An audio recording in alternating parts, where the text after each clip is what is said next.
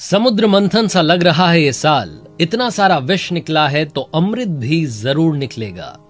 Hi guys, मेरा नाम है आरजे कार्तिक। 2020 ने हमसे काफी कुछ छीन लिया। हम में से कुछ की नौकरियां छिन गई, हम में से बहुत सारों की खुशियां छिन गई। 2020 ने हिंदुस्तान की कुछ महान हस्तियों को भी छीन लिया। उनमें से एक नाम है इरफान खान साहब का, जिनसे हम काफी कुछ सीख सकते हैं और सीखना ही चाहिए। इरफान खान साहब को ट्रिब्यूट देते हुए, श्रद्धांजलि अर्पित करते हुए एक नई सीरीज की शुरुआत कर रहा हूं, जिसका नाम है सीखोगे नहीं तो जीतोगे कैसे। आइए आज आपको सुनाता हूं, बताता हूं 5 लर्निंग्स फ्रॉम इरफान खान साहब। सबसे पहली बात जो इरफान साहब से सबको सीखनी चाहिए, अपने पैशन को बचपन में ही डिस्कवर कर लीजिए। जितनी महान हस्तियां हुई हैं, उन्होंने अपने करियर की अपने बचपन से ही शुरुआत कर दी थी। करियर की एज इन उन्हें मालूम था कि उन्हें बड़े होकर के करना क्या है। जितने महान क्रिकेटर्स हैं, फुटबॉलर्स हैं, आर्टिस्ट हैं, उनको बचपन से ही शौक था कि उन्हें यही काम करना है। सचिन तेंदुलकर 16 साल की उम्र में डेब्यू कर चुके थे, यानी कि वो बचपन से ही क्रिकेट का सपना अपने अंदर पाल के चल रहे थे। इरफान साहब कहते हैं कि वो जयपुर में पैदा हुए थे। टोंक में उनका बचपन ज्यादातर बीता, क्योंकि नानी का घर था। ननिहाल जब जाते थे तो कहते हैं कि जब भी वहां गर्मी की छुट्टियों में जाते थे, सारे बच्चे मिलकर के मूवीज के सीन्स को इनेक्ट करते थे। उनकी तरह वो जो रोल्स थे उनको प्ले करते थे। कहते थे कि हम रोज रात में 9:30 बजे रेडियो पर एक कार्यक्रम आता था, उसमें जो ड्रामा आता था, जो नाटक आता था, उसको सुनते थे ध्यान से, उस कहानी को फिर प्ले करते थे। कुल मिलाकर के बचपन में उन्हें समझ में आने लगा था कि वो करना क्या चाहते हैं। कहते हैं कि ननिहाल में जो बिल्डिंग थी, उसके जस्ट अगली दीवार जो थी वो थिएटर की थी, और वहां सेटिंग बैठा करके चले जाते थे। अब पता नहीं होता था कौन सी मूवी चल रही है, कौन से मिनट से देखना है, इंटरवल के बाद देख रहे हैं, पहले देख रहे हैं, जाकर के सारे बच्चे बैठ जाते थे और मूवी देखते थे। वहां से इरफान खान साहब को लगा कि मुझे यही काम करना है, और वही काम करने की उन्होंने सोची। दूसरी सबसे बड़ी बात जो इरफान साहब ने सिखाई कि आप चाहे जिस मुकाम पर पहुंच जाएं, सीखना बंद मत कीजिएगा। लर्न लर्न एंड लर्न, सीखते चलिए। इरफान साहब टोंक में पले बढ़े, लेकिन टॉम हैंक्स तक पहुंच गए। टोंक से टॉम हैंक्स तक का सफर चुटकियों में तय कर दिया। कहते हैं कि पहली बार जब उनसे मिला था टॉम हैंक्स से, हॉलीवुड के मशहूर एक्टर हैं, तो इंट्रोड्यूस करने में हिचक रहा था, लेकिन टॉम हैंक्स खुद मेरे पास आए और आकर के पूछा कि आर यू इरफान। कितनी बड़ी बात है। उन्होंने कमाल कर दिया, हॉलीवुड में पहुंच गए, बहुत सारी मूवीज की। आज भी बड़े बड़े सितारों का सपना है, बड़े बड़े स्टार्स चाहते हैं कि एक बार हॉलीवुड की मूवी मिल जाए। इरफान साहब ने काम करने के लिए सबसे पहले अपनी इंग्लिश को भी कमाल किया होगा, उसे भी इंप्रूव किया होगा। उनके पास में तो प्रोफेशनल ट्रेनर्स रहे होंगे, लेकिन आप घर बैठे बैठे भी कमाल कर सकते हैं। बात कर रहा हूं दुनिया की सबसे पॉपुलर एप्लीकेशन के बारे में। World's most popular American application नाम है डुओलिंगो, जो कि आपको फ्री में इंग्लिश सीखने का मौका दे रही है। इसलिए रेकमेंड कर रहा हूं क्योंकि फ्री है और एड फ्री है। एड्स भी आपको नहीं मिलेंगे। सबसे कमाल बात यह कि लिसनिंग और स्पीकिंग, इन 2 एस्पेक्ट्स पर यह एप्लीकेशन प्राइमरली फोकस करती है। एक छोटा सा एग्जांपल आपको दिखाता हूं स्पीकिंग चैलेंज वीडियो का। We will be playing cricket tomorrow. We will be playing cricket tomorrow.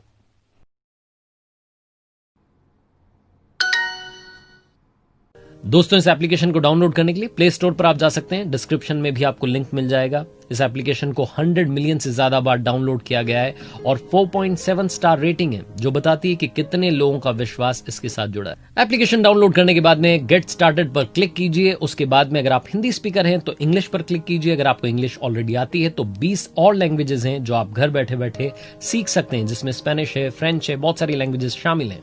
उसके बाद में आप अपना लर्निंग मोटिवेशन सेट कीजिए कि आपको जॉब के लिए सीखनी है, बिजनेस के लिए सीखनी है, या पढ़ाई के लिए सीखनी है। मैं आपको रेकमेंड करूंगा आप अपना डेली गोल बनाएं, और आपका डेली गोल 10 मिनट का तो कम से कम होना चाहिए, ताकि आप अपनी इंग्लिश को धीरे धीरे इंप्रूव कर पाएं।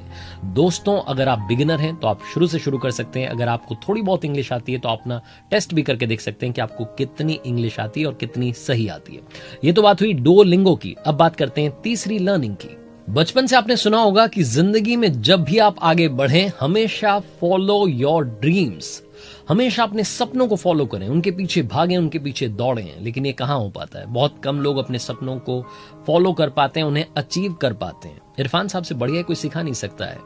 इरफान साहब जब जयपुर में रविंद्र मंच में थिएटर कर रहे थे, नाटक किया करते थे, मंचन जो होते हैं नाटकों के वो किया करते थे, उस वक्त उन्हें किसी ने बताया कि यहां क्या कर रहे हो, दिल्ली जाओ। दिल्ली में national school of drama NSD है, जहां से ओमपुरी साहब, नसीर साहब निकले। जब उन्हें मालूम चला तो उनके अंदर एक जिद आ गई कि अब तो मुझे वहीं जाना है। ये उन्होंने सपना बना लिया कि मुझे NSD में जाकर के पढ़ाई करनी है।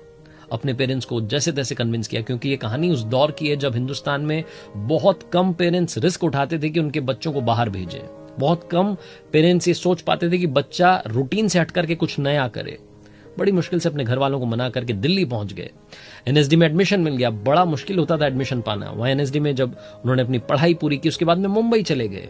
बताया, उन्होंने एक इंटरव्यू में बताया कि राजेश खन्ना साहब के घर गए थे उन्हें देखने के लिए, उनसे मिलने के लिए, उनको अपना आइडल मानते थे। ये भी मैंने कहीं पढ़ा था कि इरफान साहब ने जब मुंबई में शुरुआती दिनों में जब वो स्ट्रगल कर रहे थे, एसी रिपेयरिंग का काम भी किया था, लेकिन उन्होंने अपने सपने से पीछे हटने की नहीं सोची, अपने सपने को लगातार फॉलो करते रहे और एक दिन फाइनली उन्हें ब्रेक मिल गया। Learning number 4, create your own USP. आप लाइफ में कुछ करना चाहते हैं तो ऐसा करें कि दुनिया आपको कॉपी करने के बारे में सोचे, आप दुनिया को कॉपी ना करें। इरफान साहब ने कहा कि एक बार उन्हें किसी ने कह दिया कि आप मिथुंदा जैसे दिखते हैं, तो उन्होंने मिथुंदा को कॉपी करना शुरू किया, उनकी तरह डायलॉग्स बोलना शुरू किया, उनकी तरह एक्टिंग करना शुरू किया। बट लेटर ऑन ही रियलाइज्ड कि मिथुंदा इकलौते हैं, उनकी तरह नया मिथुन नहीं आ सकता, लेकिन इरफान खान आ सकता है जो कि अपने आप में यूनिक हो, अपनी यूएसपी खुद से बनाई, अपने तरीके से डायलॉग्स बोले। और आज बहुत सारे मिमिक्री आर्टिस्ट हैं जो उनकी आवाज कॉपी करने की सोचते रहते हैं, कोशिश करते रहते हैं और उससे अपना बिजनेस चला रहे हैं। इरफान साहब के डायलॉग्स हमेशा हमेशा के लिए यादगार बन गए, उनकी एक्टिंग मिसाल बन गई। वो कहते थे कि ऑब्जर्वेशन का कमाल है, मैं तो सिर्फ उसकी एक्टिंग करता हूं। इरफान साहब ने अपनी पहचान बना ली, जो मैं अपनी कहानियों में कहता हूं, अक्सर कहता हूं, कर दिखाओ कुछ ऐसा कि दुनिया करना चाहे आपके जैसा। इरफान साहब ने इस बात को वाकई में दुनिया के सामने साबित कर दिया कि अगर आप अपने ऊपर विश्वास रखेंगे तो आप दुनिया में चमकते सितारे बन सकते हैं। एंड फाइनली लर्निंग नंबर 5, सबसे बड़ी बात जो इरफान साहब ने दुनिया को सिखाई कि पैसे से बढ़कर भी कोई चीज है जिसको कहते हैं कला, आर्ट। लाइफ में आप चाहे जो काम करें, हमेशा याद रखना कि अपनी आर्ट को, अपने काम को, अपनी प्रोफाइल को, अपने वर्क को सबसे आगे रखना, क्योंकि जब आप अपने काम को एक्सीलेंस के साथ करते हैं तो बाकी सारे बाय प्रोडक्ट्स होते हैं, चाहे वो मनी हो, फेम हो, नेम हो। इरफान साहब ने दुनिया को बताया कि बॉक्स ऑफिस नंबर्स के अलावा भी मूवीज हैं, ऐसी भी मूवीज की जा सकती हैं जिनमें सिर्फ आर्ट की बात हो रही हो। एक सबसे बड़ा एग्जाम्पल उनके डेडिकेशन का है कि जब वो कैंसर डायग्नोज हुआ था, जब मालूम चला कि उन्हें कैंसर है, उसके बाद में भी उन्होंने जिद की थी और 1 साल के ब्रेक के बाद में वापसी की थी और इंग्लिश मीडियम की थी। आज मैं इरफान साहब को नमन करता हूं, प्रणाम करता हूं और धन्यवाद करता हूं कि हमें काफी कुछ सिखा करके गए। आप हमेशा हमेशा हमें याद आते रहेंगे। आपकी सिखाई हुई बातें हम उनसे थोड़ा थोड़ा सीखने की कोशिश करेंगे और आगे बढ़ने की कोशिश करेंगे। दोस्तों, बस यही कहूंगा, हारोगे नहीं तो सीखोगे कैसे, और सीखोगे नहीं तो जीतोगे कैसे। इसलिए हर हार से सीखो और कर दिखाओ कुछ ऐसा कि दुनिया करना चाहे आपके जैसा। याद रखिए, हर सोमवार सुबह 9:30 बजे मेरी नई कहानी देखना ना भूलें। और जाते आते एक बार फिर से आपको रिकमेंड कर रहा हूं, अगर आप इंग्लिश सीखना चाहते हैं, डुओलिंगो डाउनलोड करना ना भूलें।